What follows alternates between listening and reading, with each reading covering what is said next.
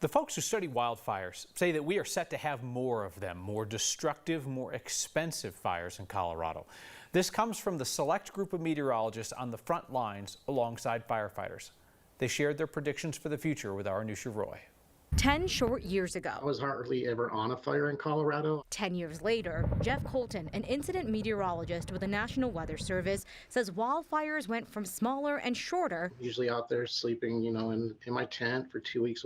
Same as the fire crews. He's the person on the ground next to firefighters, predicting cold fronts like during the Pine Gulch fire in 2020 near Grand Junction, thunderstorms and wind. Have them seek shelter if needed. Piecing together with hotter and drier weather what's heading our way. When you get into the timber fires up in the mountains, I would anticipate, 2 months worth of active burning on a lot of these. Colton expects these fires to keep burning huge swaths of land, burn through the night, and it's to the point that he believes the record-breaking fires we have seen will become more routine in Colorado. They call it the WUI, the wildland urban interface, and I've heard it described as there's no more WUI because there's people living everywhere now. Is the worry then is just more damage?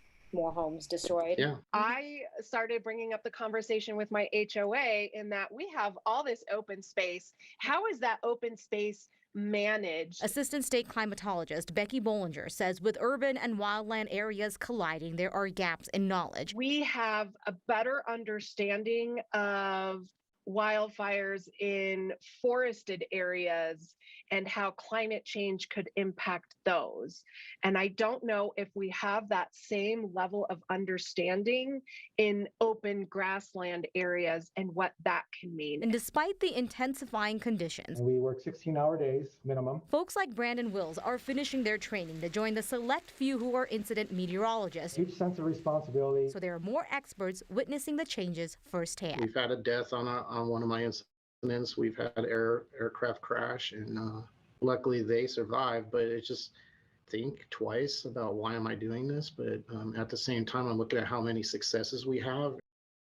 So today we were talking to folks all the way from Cheyenne to Grand Junction, experts in between, but at the end of the day, it actually really doesn't matter where these meteorologists live. They've all had people from their offices responding to Cameron Peak, Pine Gulch, and it's more than just fires. They're responding to flooding in Longmont as well, and then they get called out across the country, and Jeff was saying he's even gone to Australia to help out with wildfires over there.